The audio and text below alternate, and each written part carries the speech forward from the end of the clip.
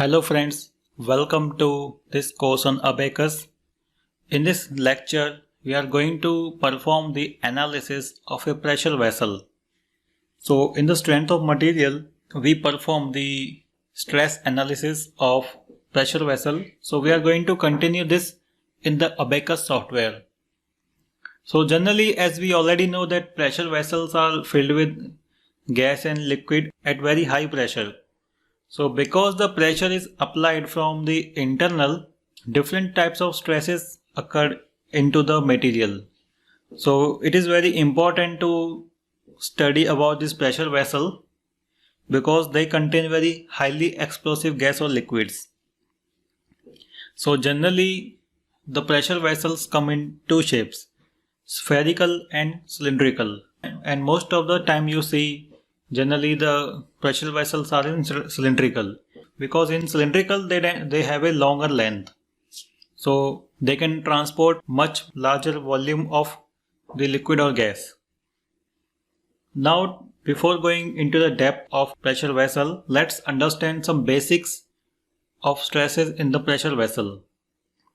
If you take a cross-sectional area of the pressure vessel, you will see that there are three types of stresses that occur in the pressure vessel.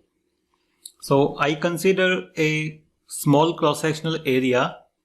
Now inside this area we can see we have three types of stresses. Generally these are circumferential or hoop stress, longitudinal stress, and third is radial stress. So out of these three, two are important, hoop stress and longitudinal. Now let's understand what are these stresses.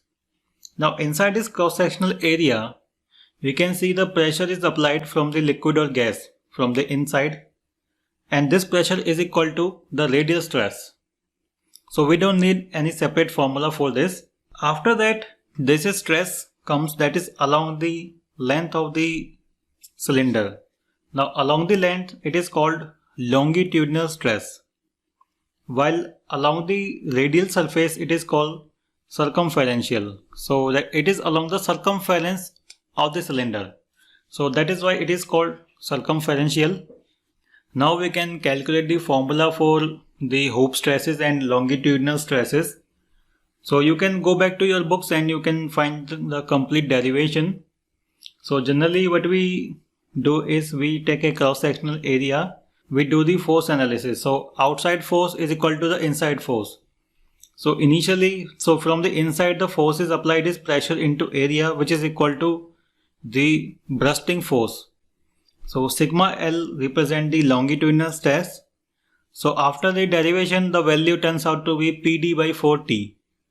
So P is the pressure, D is the diameter, that is outer diameter, and T is the thickness.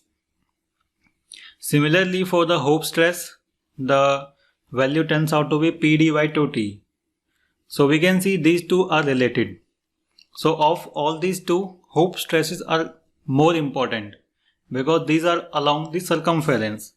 So most of the time when we perform the analysis of a pressure vessel, we give more focus on the hoop stresses. So in this lecture our main focus will be hoop stresses. So before going into the analysis of the pressure vessel, we need to understand the concept of plane stress and strain.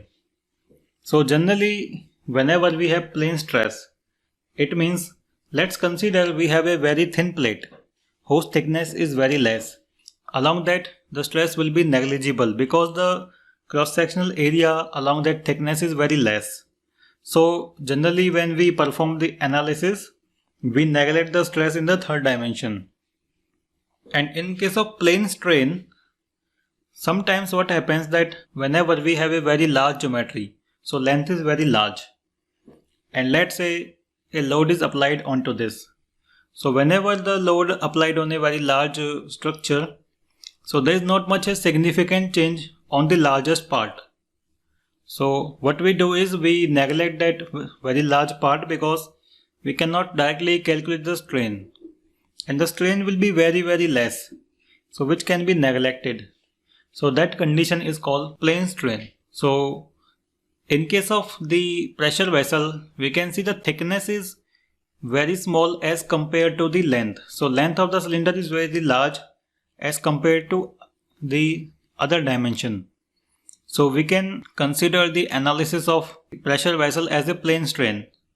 So we don't need to consider the complete length, we only take the plane strain area. So let's say for this example, you see here the length is very large.